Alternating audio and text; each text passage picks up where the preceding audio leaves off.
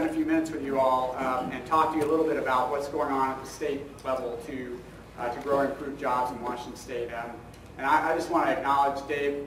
You've got a real gem here in David Kleitch. He's not only does a lot of work, obviously, in the community, but he's also the incoming board chair of the Washington Economic Development Association, which is a super important umbrella organization that tries to bring together all of us in the state that are selling and marketing Washington State as part of what we do. And so I really appreciate the fact that David not only does his job here locally and does it well, but makes time to get involved in the bigger picture of what's going on around the state. So I appreciate that, David. And so I have way more information here than I could share with you in 24 minutes, and I've gotten the message about the punctuality, and I actually would like to take the time to answer questions. So these slides I've put on this laptop and will be available. I assume we can find a way to make them available to anybody that's interested later, because I'm just going to fly through and you can squint your eyes and just listen to the story I tell while I show you some things. And then I'm going to do my best to stop at least 5 to 10 minutes before the end of the meeting to have a dialogue about what you all are seeing and how what I'm saying makes sense or doesn't make sense given your perspective on things. So So the broad agenda was a quick flyby on an update on what's going on in the state economy, and I'm not going to spend a lot of time on that, but I try to give you a sense of what things look like from our view. I want to spend a little time talking about competitiveness, because this is a topic that comes up a lot right now, and it's very germane to our ability to grow and improve jobs, and we've done some recent analysis looking into this, so I want to share that with you. And then really talk about what is the state doing to grow and improve jobs. And I find it most useful to talk about that in a chronological framework. So what are the things we're doing that are likely to impact jobs in the next 12 months, in the sort of 1 to 3 year time frame, which I'll call the medium term somewhat arbitrarily, and then beyond 3 years. And so that's where we're heading. I want to start with a little bit of a commercial for the Department of Commerce. Dave talked a little bit about our mission, which is to grow and improve jobs. I spent a lot of time, I took this job a little over 2 years ago, and spent a lot of time that summer of 2009 traveling around the state with one question. With respect to growing and improving jobs, what can the state government do to make an impact? And I got a lot of feedback on that question, and it really boiled down into these 8 priority areas. We separate them into what we call global priorities, global not in the sense of international, but in the sense of those 4 issues across the top we think impact every employer in the state, no matter what industry you're in, whether you're a small business or a large enterprise. And so that's the 4 global priorities you see there, and then we have 4 what we call more specific priorities. Let me read them off, they're hard to see. So the global ones: competitiveness, education and workforce training, efficient and effective regulation, and infrastructure investment. And then the 4 specific priorities, which subset the mission in one way or another, are community capacity, rural focus, a focus on the biggest sectors, and a small business focus. So in each of those areas, we have tried to begin to drill down and say, what can we do as a state, as an agency, and then as a state government to impact these areas? And there's a website listed at the bottom of the slide, commerce.wa.gov, where we have a 6 to 8 page strategic plan that gives you the next level down on each of these priorities. So if you're interested, I encourage you to go take a look at that, and certainly send me mail with any feedback you have. But that's kind of at a high level what we're doing as an agency. And we have key metrics that we're looking at to see how we're doing around growth in jobs, but also the quality of the jobs. And quality largely is measured by the wage levels of those jobs. And we're tracking those things really relative mostly to other states, because we all operate inside the United States and the sort of policy environment we have here. So how are we doing as a state competing against other states on those key metrics? So that's kind of an overview. On the economy, well, I'm just going to breeze through this. The stock market is usually a pretty good forward-looking view of how things are going to go with the economy. While it's bounced around some lately, it's largely up quite a bit from its bottom in early 2009, I think it was, and continues to be positive. So while it moves around a lot, and who knows what the future looks like, I usually look at that as the best knowledge, wisdom of the crowd, essentially, on where we're heading overall. The GDP, we don't get quarterly GDP numbers for the state, so we have to look at the national numbers. And Essentially, you can see the shaded area where we went into recession and sort of officially out of recession late in 2009. We've been in positive territory in terms of growth for 7 quarters, but of course not what we all know we need. And while we might be technically out of the recession, I don't think any of us feel like we're out of the recession. But that's what the growth in the economy looks like over the last 7 quarters. Then we get to employment, which is a lot more of what my agency thinks about. And this is showing you total employment in Washington State, excluding farm workers and military and sole proprietors. And you can see that you're looking at about 8 years of data there, quarterly data. We peaked at just under 3 million people employed in the state in late 2008. At the bottom, we had lost just over 200,000 jobs, and we've gained back only about 30,000 of those jobs to date. And of course, the state's population continues to grow, so we need to not only get back to where we were, but we need to go past that to get to a healthy place. So we've got a lot of work to do. This just shows you a view around the state of the unemployment rate in every county in the state. Employment Security will caution you that these numbers have a fairly high degree of variability because the sample size can be pretty small in some counties.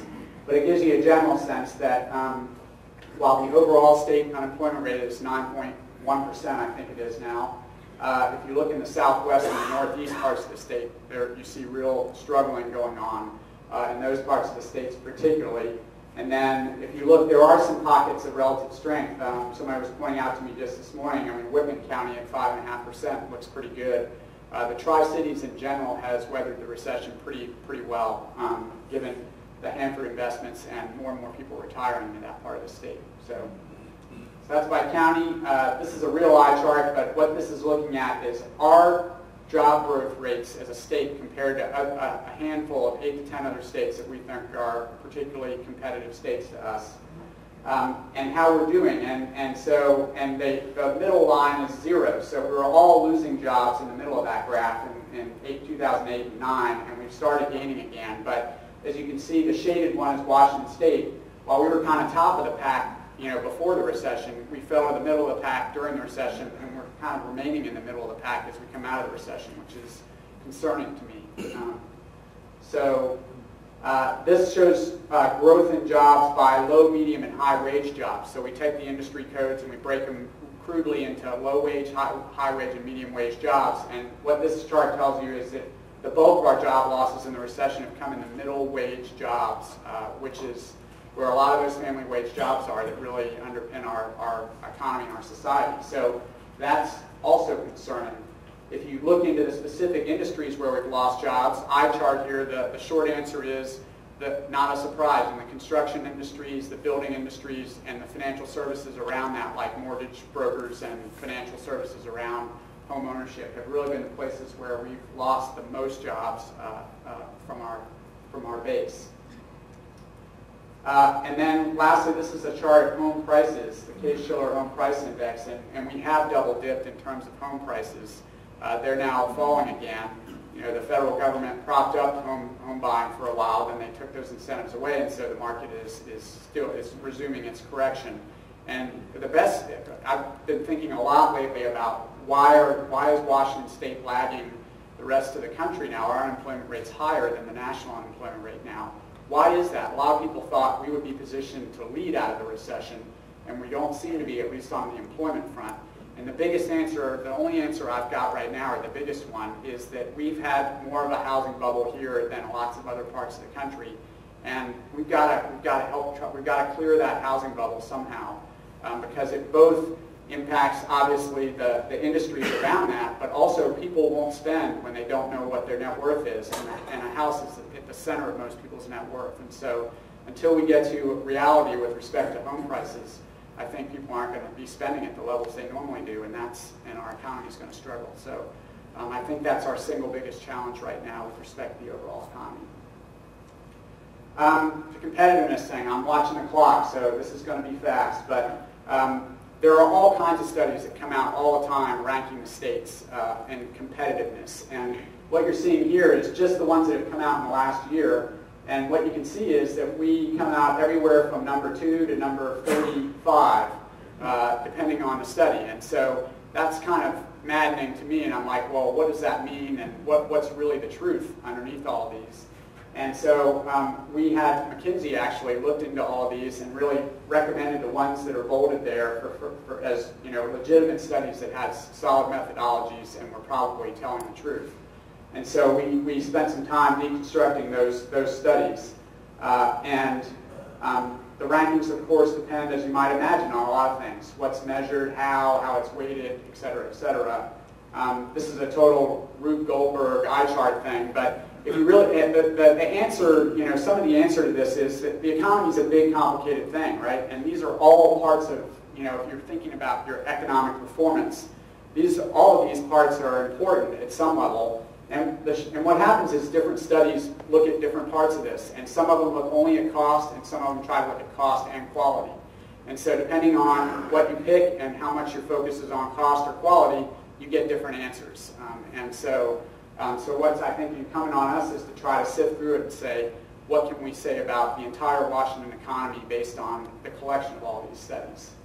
And here's a summary of what we've been able to glean from all of these studies in terms of our state's competitiveness. First of all, our strengths. In the private economy, our employment growth over the last 10 years has been pretty strong. Per capita personal income, we're in the top 10 in the country based on one of these studies.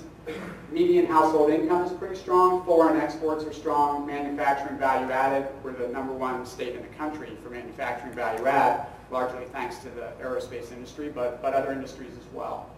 In innovation and technology, we are second in the country in patents per 10,000 employees and #1 in growth in patents, I think, over the last 5 to 10 years. In other inputs, electricity really pops to the top. We have the lowest industrial electricity rates in the country, I believe, either the lowest or the next lowest. That's a big advantage. In capital, our venture capital economy is pretty strong here. And our broadband infrastructure, I think, is somewhat embarrassing to be 15th, but it is in the top half of the states. And so I guess in that sense, you could say it's a relative strength. Workforce, scientists and engineers, we're second in the country in scientists and engineers per capita.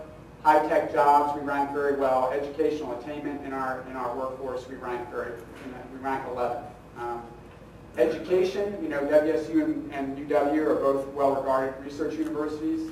In the regulatory and law area, we get strong marks from Forbes on regulatory environment and state management. They kind of lump together those two things, which are two pretty different things if you ask me. But as a state, we manage our fiscal affairs relatively responsibly, and so I think that counts a lot with Forbes, and it's why we score relatively well there. And then state and local taxes per $1,000 of personal income, we're 21st, so we're kind of in the middle of the pack. And quality of life, in state parks and recreation ranked well in the state health index. We were 11th overall. So those are strengths. What about places where we can improve, weaknesses? In the private economy, our unemployment rate, I mentioned earlier, is higher than the national average now. And there's something called traded employment in strong clusters. That's a lot of gobbledygook that says, in industries where we have, a strength like aerospace, the amount of employment associated with exporting products out of the state is actually relatively weak, according to Michael Porter, who's a Harvard Business School professor that's looked at a bunch of states. I have to admit, I don't understand. This doesn't match my intuition, so I need to dig more into why that's true.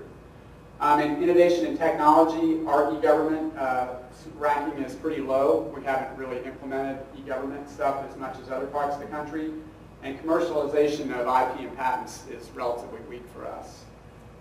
In capital, foreign direct investment is not very strong. We hear a lot about small business credit access and the value of debt for startups as issues for the state. And education, 4th grade reading, high school graduation rates, and engineering and science degrees are all relative weaknesses for the state. In regulation and law, I hear all the time about the regulatory, how inefficient our regulation is in the state. In workforce, our unemployment insurance system and workers' compensation systems are not highly ranked relative to other states. And we noted that retiring aerospace workers is a real challenge for us.